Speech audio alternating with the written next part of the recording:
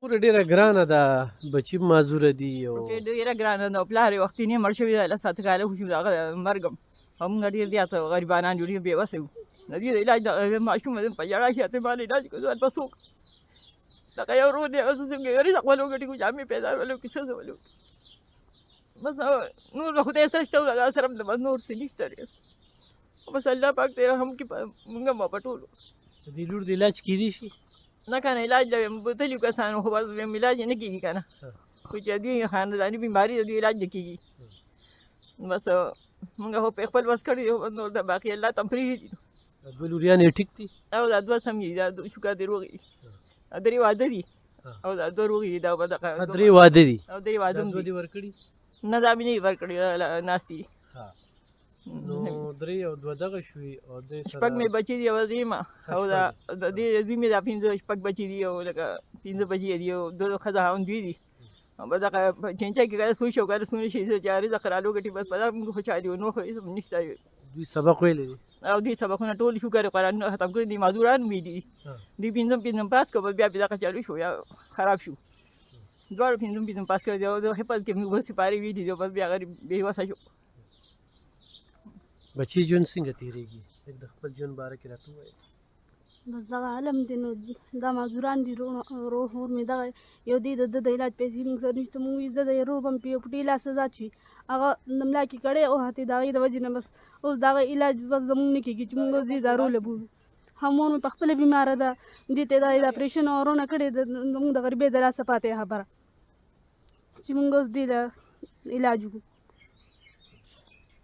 ته څه په دې مقابلې کتونکو لکه د خوراکي چې څنګه خبرې کوي چې دا یو پکې و نو ده به چې کوم دی نو څه ناڅه کول نه هغه په بېلټونو باندې تړلی دی، هغه مات ګوټ شو.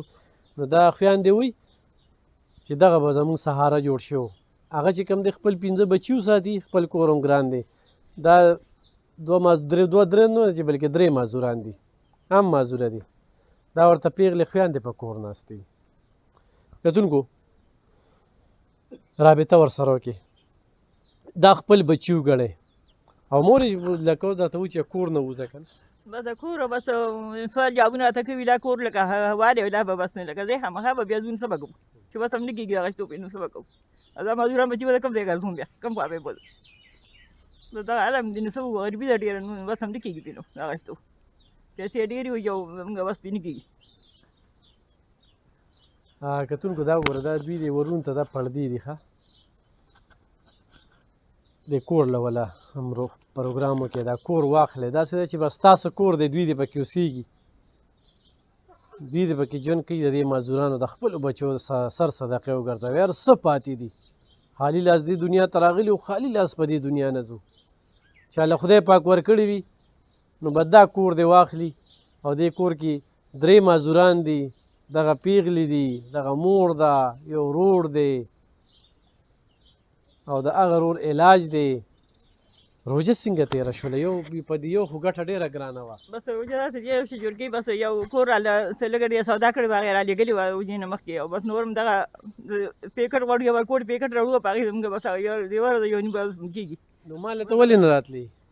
بس دغه حالات هم دي بس تېره شوه خدای پاک تېره کړه نو یو بل د کور ما له چې اوس ته وروستو رالې بیمار هم چې خپور هم اوس هم خراب یم په ډېر تکلیف په دغه قرض هم ځرلی وم. بس هغې وخت مې چپې مپې والي وم لږه بې سوره وم پته هم راته نه وه چې یاره داسې دغه کېږي که نه یو به هم راته راکوه مخکې بل به هم راته کوه ما به یاره بس تا مې راته بس په دغه ورځ مې بس سترګې پټې کړې درلم د کار مجبوره یم سترګې مې پټې کړې ګنې ویډیو ته دوی څه توجه نه وه. دا ډېره ګران کار دی چې زه په ویډیو باندې راشم خو مجبوري شي.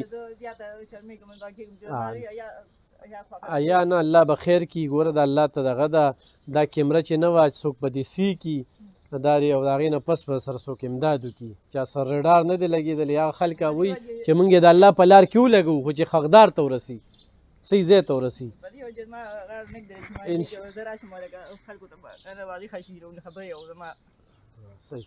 الله به خیر کړي. کتونکو ضرور یې مرستیال شي. زموږ دغه وس و چې غوړي وړم روړل چې ختم شي نو بیا ماته سوال جواب وکړه ښه چې دغه غوړي وړه خو دله رارسي که نه ښه څه ټکه پکه چې څونه زمونږ وس کېږي. صحیح ده؟ مرسته